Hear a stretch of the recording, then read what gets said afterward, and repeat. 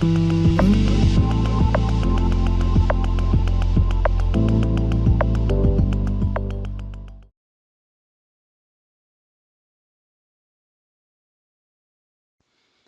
everyone, my name is Melissa Gallo and welcome to Photo Painting with Painter X3. In this demonstration, I'm going to show you how to take an ordinary image and using Painter, turn it into a lovely oil painting in just a short amount of time. I've set up a workspace that's easy to use and we're going to be painting with just some of the many amazing brushes that come packaged with Painter X3. We'll be using a technique called cloning, where we literally pull up the pixels from our image underneath to the canvas above it.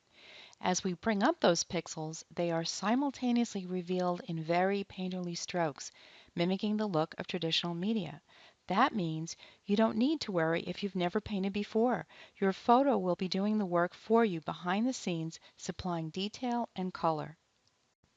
The first thing I want to do is introduce you to the palettes that I use all the time when I paint in Painter X3. The first one is the Clone Source palette, which is extremely important when we're cloning, obviously. Then we have our color wheel.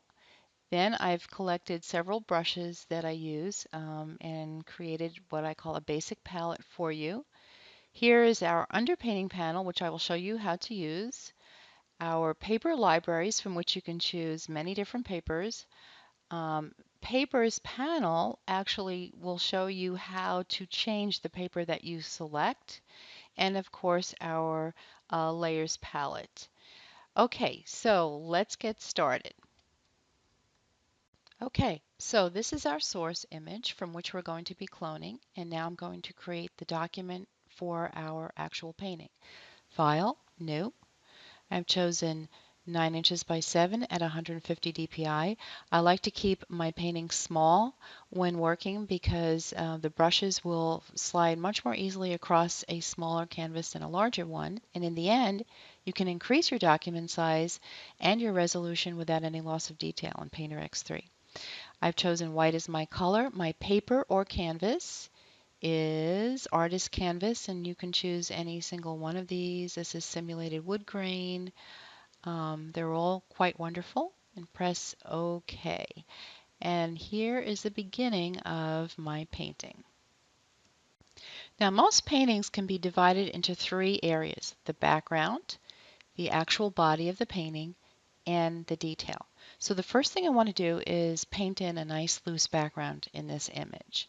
And for this part, I'm not going to clone. I'm just going to sample some of the colors in my source image over here. I'm going to increase its size and take a nice, by pressing my Alt or Option key, I'm going to sample a nice pink here and choose a nice big acrylic brush and kind of get that in there. Like some real bright color, like some pink. And then I like to choose the opposite of that color by choosing something usually from the image, but generally in the opposite vein. Choosing a nice green. Make it a little brighter there, like so. And you can take your nice grainy blender and smooth it around, and you can see some of the canvas coming through. And that's how we begin with our background. The first thing I want to do is save what I've done so far. Painter allows you to save any painting that you do in increments so that you can go back to a previous stage of the painting. Up to File, press Save As, and you can call it Bowl of Roses and save it as a Painter riff. This is unique to Painter, and you choose the hard drive where you want to place it, and this will allow you to start saving your painting in steps. Press Save, and you're good to go. Now we're actually going to begin the cloning process. So you make sure you're on this document and not on this one. You want to be on this one, the actual painting. You go over to your Clone Source panel, and you click Open Source Image, Bowl of Roses Original, and it should open up. There we go. And If you click on this, now you get to see where it's actually placed on the screen. And if you go all the way to the right, you see your painting at 100%. If you go all the way to the left with the tracing paper, you only see the image. So this allows you to see exactly where you are and later on to pick out detail and form so that your photo will actually help you in your drawing. So right now we're going to start cloning, and the first brush that I'm going to probably clone with will be this smeary round brush. This is in the oils category in Painter. Up here you can see all these categories, and it's in the oils section over here. So we want to turn, now here's our color wheel. When this is in color, we would be painting with color. We don't want to do that. We want to clone. So you press this little clone stamp here and everything gets grayed out, and that tells you that you are cloning. And you start in and you can see that, and I'm going to change the size here, up here. You can see that it's starting to bring out some of the image.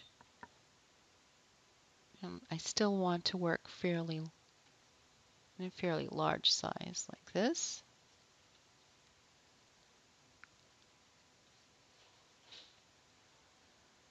And if we go like that, we can see some of it coming through. You can go over here to your grainy blender, and this does not clone, but it doesn't paint color in either. You notice how it changes to the color wheel, which means it's not cloning, but it just blends. It doesn't really, and you can change the size up here. It doesn't really add any color. It will just blend. Okay, let's go back to our smeary round. And again, we're cloning. And let's see where we are. So let's bring our brush size down a little bit.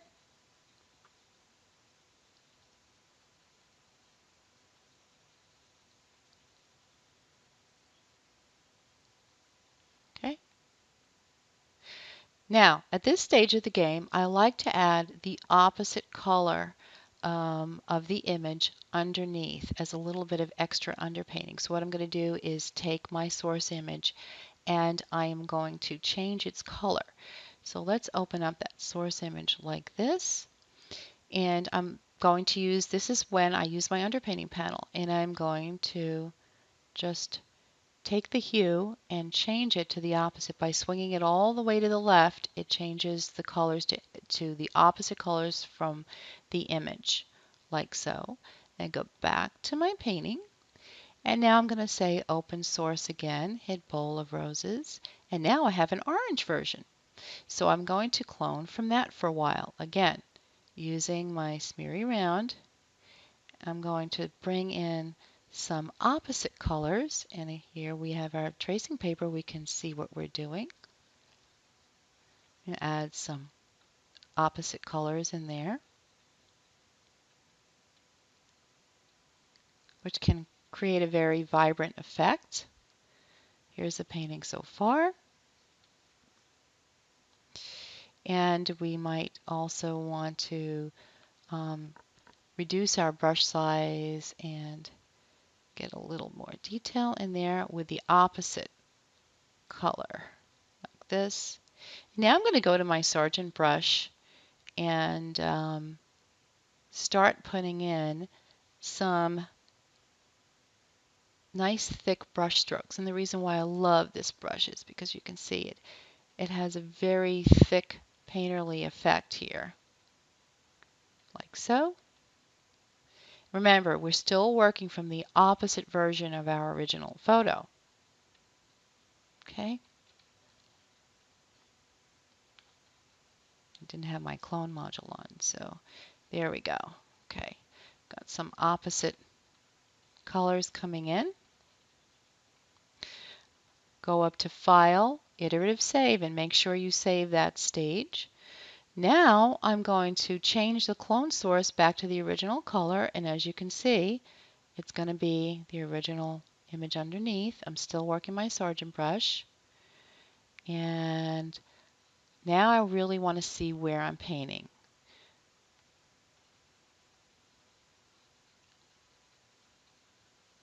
And pull the size of my brush down a little bit, actually even smaller, and get some detail in there. And try to leave in some of that color, that green that comes from changing the hue so that you get more interest in your painting. See, some of the opposite colors are still in there.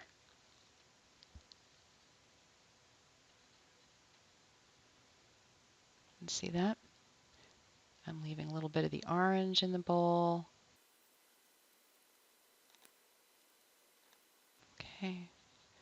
I'm going to switch back to my smeary round, which is a softer brush for the background again.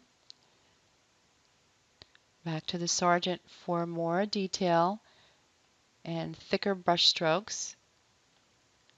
Let's see where I am. Let's get this little flower here. And I'm pressing fairly hard with my pen. My graphics pen, I'm using a Wacom Intuos 4 tablet. Let's see what I have so far. Okay. And again, you want to do a File, Iterative Save. Okay, I'm going to continue working on my background, making sure that my clone color or my color wheel is turned off so that I'm cloning. And I'm going to use my smeary round. And I'm just going to bring in a little more of that orange background like this. Get that like that. My goal is to eventually lead the viewer's eye to this area here, which will be my center of interest.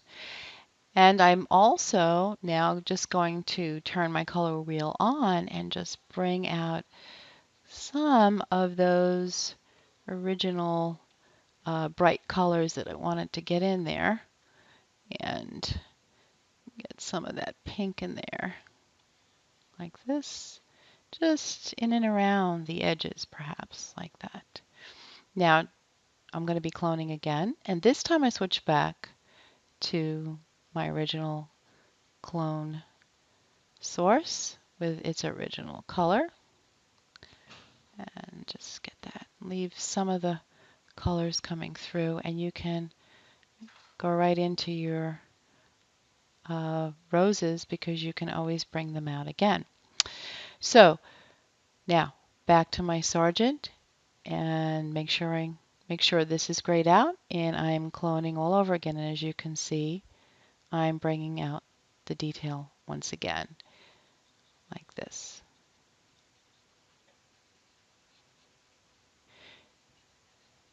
Okay, and I'm going to save this immediately. File, Iterative Save, so that I can keep going. And this is our painting so far.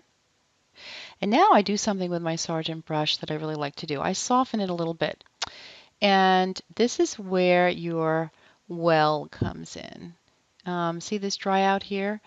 This is 100% thick paint, but if you bring it back like this, it will blend much more. Also, I take the grain of my Sargent brush and I bring it way down, and I bring the jitter up to about 4. And now, when I see it has a much softer edge, I'm still cloning, but I'm getting a much softer look.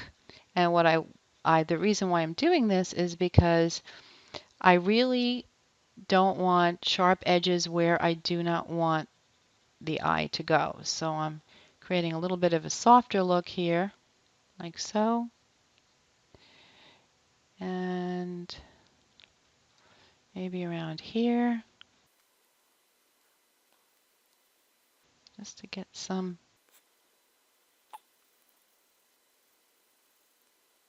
Okay, I pull back on this so you can see what you're doing. Okay, I increase the grain again, And now I get a smoother brush for some edges here. And take my basic palette and my smeary round and get that a little softer. This is my image so far. And I want to get my drawing correct. Smooth that out a little bit. Okay. My Sargent. When you want to reset a brush, just click this little symbol there and it goes back. Oh, that's kind of nice. I'll leave that in there. See, I wasn't cloning, so now I'm going to be cloning again. And that resets your brush, so there's no grain. You see I have 100% grain.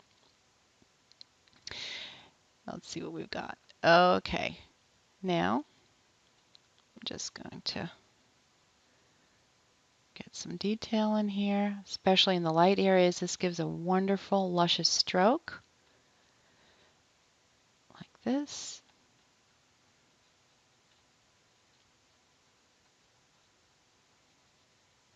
Okay, that's what we have so far.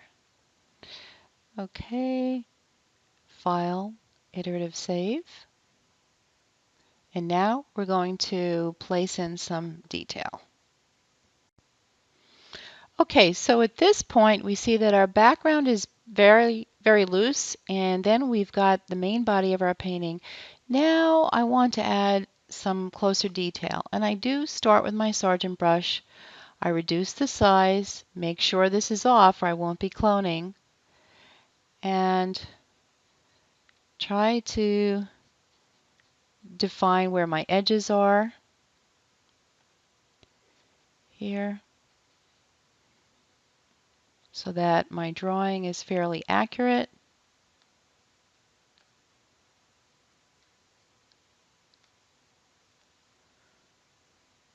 Like that. Okay.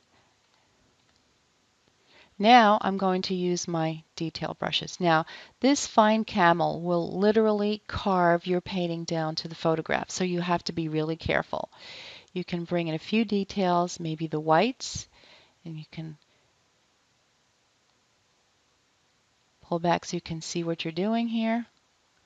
Just a few, not a lot, because this is a painting, this is not a photograph, as I always say, and we don't want to carve down to the photograph.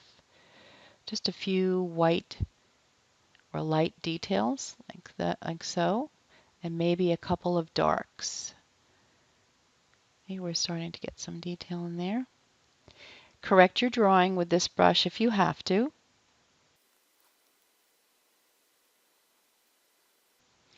And get your darkest darks in like that. Okay, we're almost done. File, Iterative Save. Okay, now again I'm going to use my Sargent brush and I want to just come here and fix the background a little bit. Like so. Again, I'm working from this blue clone over here and go up to File, Iterative Save. And I'm going to reduce the size of my Sargent brush and work a little bit more on the detail. Hit Control Z if you want to undo a brush stroke, by the way. And now go back to my fine camel and start picking out some more detail, like so. And we go to our Crowquill pen, and this will give you really fine detail. So if you want to correct a line, put in a very tiny point of light, this is the tool for that. And you can come up here like this. You can change to your opposite clone and get some different colors in there.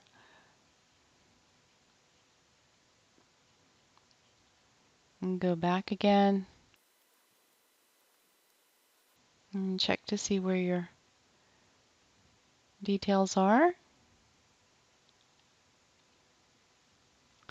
And go back to my fine camel,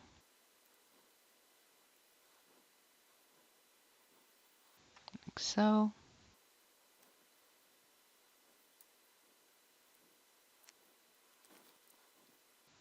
And if you want to blur things out a little bit, you can go back to your Sargent brush, which generalizes things a little more. And I think we're just about done.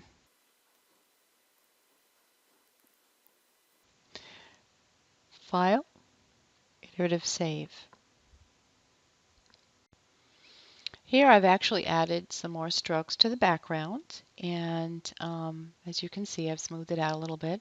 And now we're going to give this image some punch by putting in an equalize layer, and we do that by going to Dynamic Plugins, hit Equalize, and this acts very much like a levels layer in Photoshop, as you can see. And so we're going to bring the brightness down to about 25, and the blacks up to about down to 75 or so, like so, and press OK. And now, since this is a new layer, we can put this on different blend modes. We can put it on overlay, soft light, hard light, etc. And so let's just pull this back down, give it a little brightness. As you can see, it's a little more dull, and this layer gives it some pop. Okay, so I want to collapse those layers, and I go to Layer Commands, Drop. Now I want to crop this image before I do anything else. So let's go over here to our crop tool, and I'm going to pull it like that, a little closer in, like so.